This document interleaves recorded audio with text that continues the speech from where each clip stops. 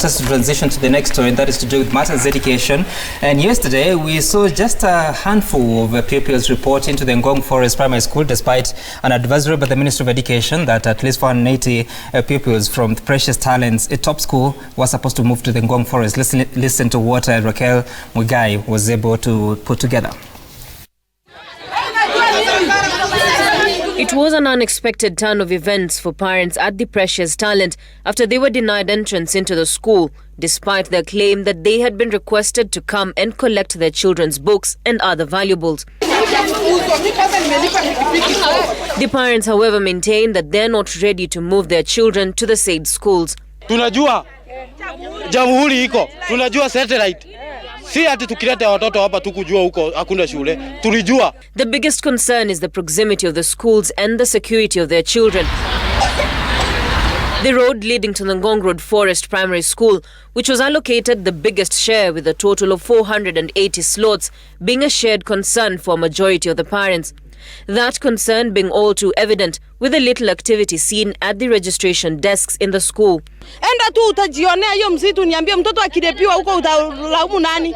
Mahali naishi kutoka hapo niliuliza pikipiki kupeleka mtoto huko nikaambiwa ni 200. Nitakuwa nafanya nini kila siku na mimi ni asola? Despite that, however, for some parents, the available slots remained to be the only option for the continuation of their children's education.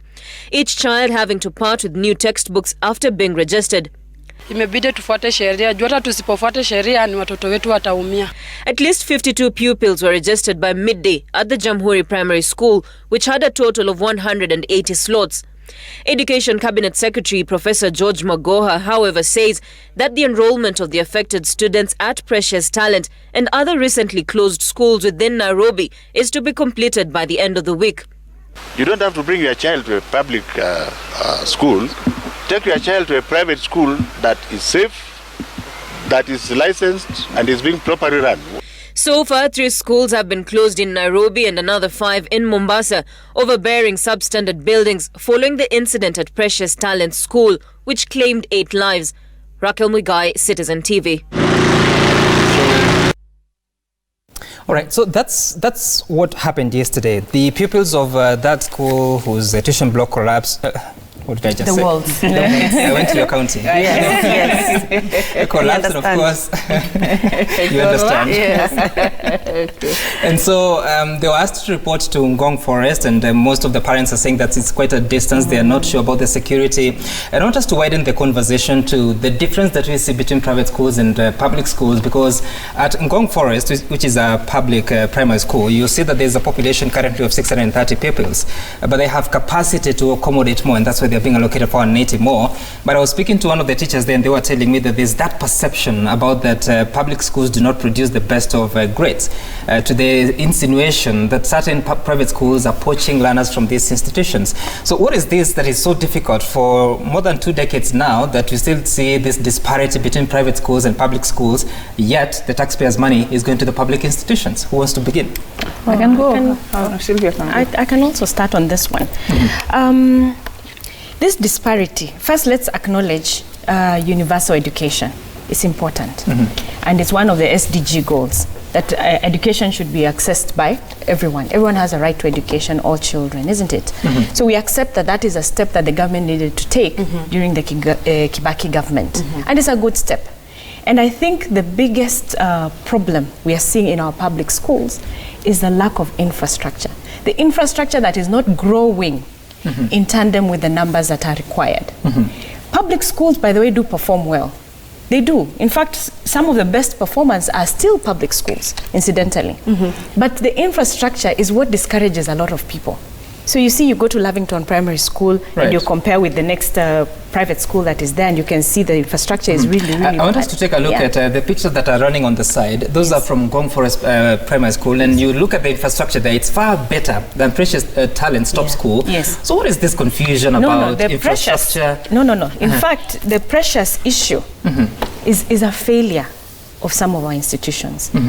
This county, Nairobi, first and foremost, is blessed with a lot of officers who are supposed to oversee safety of structures, isn't it? Yeah, from the county council, Let's start there. We have enforcement officers. I think you saw a social media tweet by the county governor when he said, following this incident, and he suspended so many people. Right. Okay? I mean, the construction industry, I can tell you, these guys go around, they're in Westlands and General Mathenge harassing the high-end people. Why are they not monitoring also what is happening, like at Precious? And by the way, let me first send my condolences to the families of those who lost their students, because this is truly a failure of institutions that are there presently. The Kenyans who are being paid to ensure that our children are safe. How can a school like that have existed? And our officers are roaming around. We have NCA, we have the Ministry of Works. Right. We have all sorts of people. Right. This is purely, by the way, let it not be confused. But let's also say that the government, when it comes to infrastructure development, when it comes to public education, there's a big gap. Right. Because the schools have grown. The minute they opened up education to be free, where were the institutions? Where was the improvement in the infrastructure? So, Honorable Gathon, even as we're having this conversation, one country that comes to my mind is Rwanda. Why? Because in Rwanda, public school system is so good that private schools are closing down in Rwanda at such a fast rate. In this specific example with the Precious Top Talent School incident, parents are saying, you could see that the turnout to the Ngong Forest School was not very well done. Parents are saying that they preferred Precious Top Talent School because of its exemplary performance and its accessibility, and as well as the affordability that the school had. Well, there was still, the kids were getting private education. So my question then is, how do we begin to change our mentality, our attitude as parents towards how we view private schools and public schools? I think our problem revolves around attitude and practices. And I think we need to be very honest to ourselves. There are some countries where public schools and public service in elementary schools like Rwanda, like you've put it, the systems are so efficient, so well managed, that it becomes irrelevant for you to go and invest privately in the elementary system of education. When it comes to Kenya, we have attitudes. We have that belief that public is not good. Public hospitals are not good. Public markets are not good.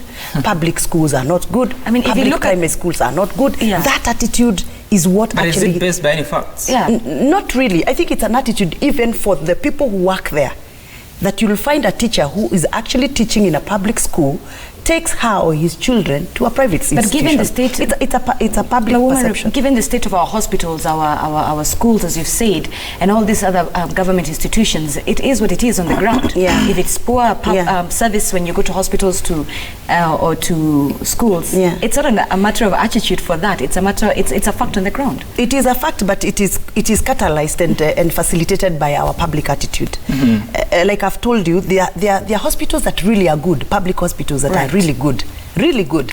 But you find people avoiding the same hospital, going to a local kienyeji, let me call it a local kienyeji hospital. I've seen that happens. But on this one, in the matter of this Precious Talent School, I think in as much as we want to, to blame each other, we all failed. The government failed, the private investor failed. We failed. Right. Do you know why we failed? Because for all this long, we knew very well that the population in this area is so heavy that we needed a public investment in schools. And somebody has really tried to put up a public school. But nobody really bothered. We are all running. Magoha and his team is running now. Why now? We knew we needed a public institution in that area. And even now, let me tell you, allocating those children in those very many public schools around will not sort out the situation. Not sort out the problem. Yes. All right. Honorable Wango, we'll come back with your views, especially on how to make public schools attractive, bearing in mind that you come from a county that majority of a population will be attending public schools. You'll be responding to that question after the break, but you can text us your views on 22422.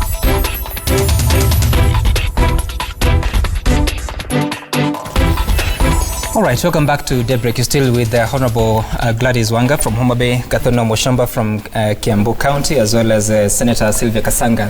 And we're having that conversation about the state of education in the country after those students or pupils were transferred to Ngong Forest, Jamhuri Primary School, as well as the Ruta Satellite, but most of them are not reporting. And the question I want to ask you, Honorable Wanga, is yes, we see all these efforts that the financing of public of education in public institutions, whether it's free or subsidized for secondary schools, But then again, the schools are not pretty attractive, especially to those who have the ability to take their children to private schools. But what happens to the rest of the population, majority of whom will take their pupils to the public institutions? What is that we are not doing to really make them not just attractive, but quality in as far as the pupils are accessing? Yeah, I think one of the problems we've had as a country is the teacher-pupil ratio in our public schools. You find that some classrooms have up to 80 students or pupils with one teacher. Correct. So if you have one teacher and 80 pupils, as a parent, I will say, maybe I should take my child to where the classroom has 25. Maybe the child will get more attention. And because we have a system that is so driven by results at the end of your class 8, because if your child fails KCPE, then their future starts to end from that point, because they will not secure space in a good public, high school, and then from there, it's downhill. So I think we are looking for that result. We are looking for 400 marks, we're looking for 350 and above marks. And if I take my child to a classroom that has 80 and the teacher is overwhelmed, definitely they will not be able to pay attention to my child. And I think that is a big issue with our public education system. But when you come to urban areas, because in the villages or in Homa Bay, especially the rural places, people have no choice but to go to the public schools, and sometimes they walk long distances, but they go to the public schools mostly. But in urban areas, we see this mushrooming of private schools, because one, the distances of public schools. You see, one of the issues that the parents were complaining about is how is my child going to live here and go all the way to Ngong, because it's far. Then there are security concerns. There are serious security concerns because people are living. I mean, children can be raped or whatever it is. So people are concerned about the distance. You can hear the parents concerned about the distance. You can hear the parents concerned about the crowding and so on, and the security of their children. But I want to also talk to those parents, because when something like what happened to Precious happens, the immediate blame is on the government. Yet you, every day, you're taking your child to that school. Even you, if you have a bit of weight, if you walk on those stairs, they will sink with you. But you don't care. You just take them every day until the school collapses on them and they die, and then you say, what is happening with the government? So I think the parents should also consider the safety of their children. Even as they say, this Precious is the one that is taking our children to Alliance.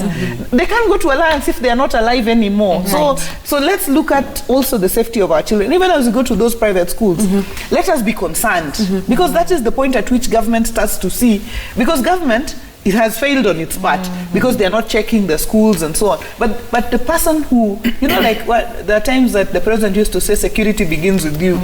Safety of your child also, you should say, why are you putting, we're not saying, okay, you say close the school, no, but you should ask the proprietor, surely this is a makeshift structure. Why are you putting another gorofa on top of a makeshift? And speaking of even some of the schools that have been closed, 4 have been closed in Kibra since the incident, affecting about 500 pupils. According to the statistics from the Ministry of Education, private schools in Kenya have doubled since 2014, from about 7,000 to now standing to close to 16,000. That's almost double of that. Is the closure of schools, Senator, the right answer? It is not permanent, and the most the solution. Gavin is already shaking her head. Is it the right? What's the way forward, Senator? There are so many strategies the ministry could take. Okay. But as usual in this country, it's a start-stop. Good ideas come and then they stop, whether it's corruption or whatever. When you are delivering education to large numbers of students, because that is what is happening now in our public schools, there's technology. You can approach it through technology. We've seen Bridge International Schools that deliver to large numbers using technology. But when the conversation of technology comes... I remember there's a time they were being fought as well. Yes, because they have a system that works and it makes the government look like they're not thinking, isn't it? Yeah, because these solutions are there. Right. We don't even need to be reinventing the wheel. When our officials go for benchmarking and stuff like that, Honorable Gathoni, what are they going to do? These solutions are there. And then the issue of teachers. Right. And like Honorable Wanga has said, this country has stopped training teachers. From the time when Kenyatta University, for instance, used to be the institution that trains teachers. Now they've gone into many other things. They're training doctors and architects and whatever. Where is the teacher training. You know, we need to train more teachers. Now they're trying to mop up, TSC is trying to mop up and all that stuff, but it's not enough.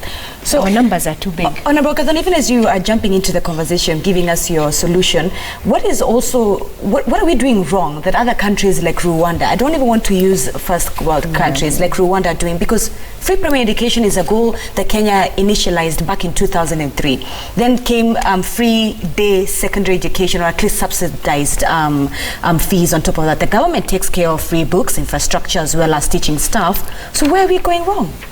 I think we just need a serious and a clean needs assessment.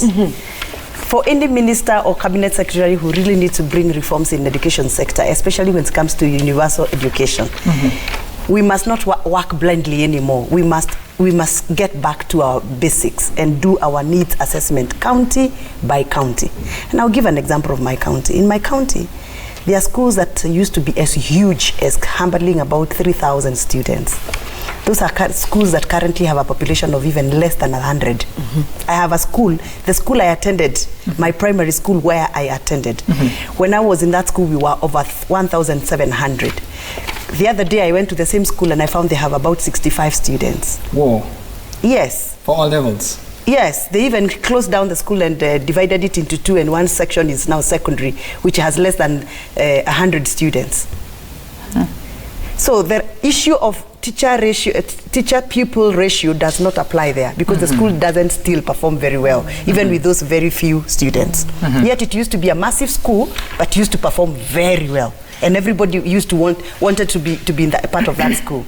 So what we need is a needs assessment analysis, county by county, and if you can, sub-county by sub-county. Let's know what are the issues of, say, a sub-county like Kabete sub-county. How many schools are there, public schools? How many children are there? How many teachers do we need to post in this sub-county? How many more schools do we need to add? Because you know what is happening? Like I told you, I love the spirit of Kenyans. We are business people. We believe in business opportunities. If I realize a certain school has a massive population of, say, 3,000 students, and they are not scoring well, I will just come and invest next door and provide better services.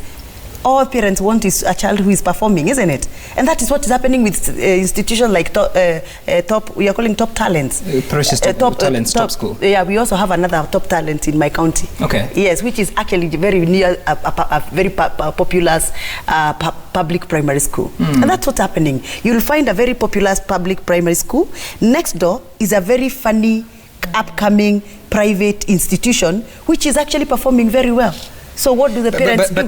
The parents will move their children from public school to that one which is upcoming, as long as it is performing. So how is that? In fact, we even have one school where it's a very popular public school, and then there is an upcoming private school next door, and even the children in the private institution are using public lavatories. Yet they're performing better. Because they don't have public lavatories in their own private institution. And they are performing better than the popular primary school that is just next door. So let's conclude. What is the problem? Let's conclude on this topic, because if you say that you have 65 pupils in your former school, and I'm saying the capitation per learner is 1,420 shillings, that comes to about 92,300 shillings. Yet in the private schools, you see that people is paying tens of thousands. I don't know where you take your children, but I would imagine that you pay the tens of thousands per term. So this 92,000 that is financing the entire school for the entire year is actually maybe the fees for one term or two terms in the private schools. So what then do we do to improve the quality to just get near the private schools? I've just said we just need analysis. Once we have a clear need analysis, we'll be able to allocate resources as per the scenario on the ground, not just to assume that children in Kiambu County require these books, require this, because some of the books, by the way, they are dumped. They are put in the schools and nobody uses. I belong to an ICT committee in the National Assembly, and we went to schools, most schools, to assess the impact and the usefulness of the new gadgets, the tablets. And we realized that most of these tablets, by the way, they are in every school, but they are locked in a drawer somewhere. Using them. So, Honorable just Wanga, because it's a policy, the government should have these tablets in every school. The school is provided with tablets, but the tablets are ever locked in a drawer. They're not being used. Yes, because we didn't do the actual needs analysis. Do these children need them? Do the teachers have the capacity to use them? Do they have the right attitude towards the gadgets that we are providing into these schools? So Honorable Wanga, is it, she talks of need assessment, and I would call that cost rationalization. So is it about financing not being sufficient for these public schools that are also provided with the textbooks, or is it a question of just negligence or laxity among the teachers? No, I think financing is a problem because we have infrastructure issues. So if you're asking about the way forward, I think let's look at the infrastructure in our schools, in places, urban areas, urban settlements, especially such as the urban settlements where even the CS is going now and closing schools. Let's look at why is this mushrooming, as Mamshomba is saying, and then let us look at the proximity of the schools to the children. So let us look at the issue of infrastructure. Let us look at the issue of the teacher-pupil ratio in our schools. So because infrastructure is not just here of putting up new schools nearer to people, but it's also the issue of in some of the rural counties and places, students don't have enough classrooms. You've seen stories even on Citizen TV here where students are sitting under trees or in open areas and so on. Then the issue of land, because especially in urban areas, we've seen like the land that was grabbed for Langata Primary.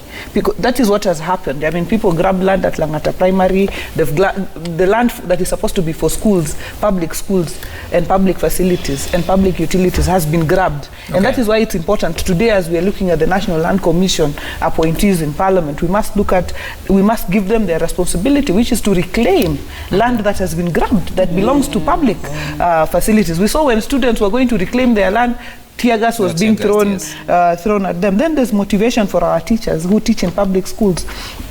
The issue of the CBA agreements and fulfilling them. You've seen there's a lot of tussle between teachers and the TSC around their payment. So I think if our teachers are also sufficiently motivated and involved, there's been a tussle also about the CBC. And when teachers don't feel like they're adequately prepared to take on a curriculum or whatever it is, there will be a problem of motivation. All right. A demotivated teacher will mean a demotivated student will mean no result. In fact, people will be, dragging the feet. A motivated teacher will result in motivated students and will result in good results for the schools and confidence in parents to take their children to those schools. And then there's been the system where there's priority for high schools given to students from public schools, and that's why you've seen parents cutting shortcuts, which is your child goes to a private school up to class 8, then you register them in a public school, then they go and do exams in that public school so that they can make it. But I think we should tie that up a bit so that there is motivation for parents to keep their children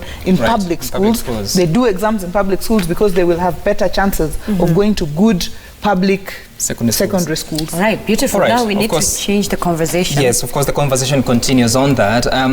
In this Sam, you say that it's undisputable, the naked fact that public schools pitifully lack infrastructural development, they lack quality, hence associated and synonymous with poor service, leave alone indifference. That's what Sam is saying. So we now go to, we have some more feedback? All right, we take a look at that on... Ben, good morning. You say in Kenya, school doesn't test our children's intelligence; it tests their memory. That's true. That's true. That's why we have a change. And that's why we are going into a CBC system. Engineer Lazaro, you say the ongoing crackdown on private schools will end up enriching some few corrupt individuals by soliciting funds from school owners. A tough, strict laws from the authorities would have been the better option. #Daybreak. Okay. Still on Twitter, Tom, good morning. You say, truth be told, when it's about comparing a private and public institution, competence is an issue. The teachers in private schools are compassionate and dedicated to deliver. Talking about motivation and motivation. yes. Right.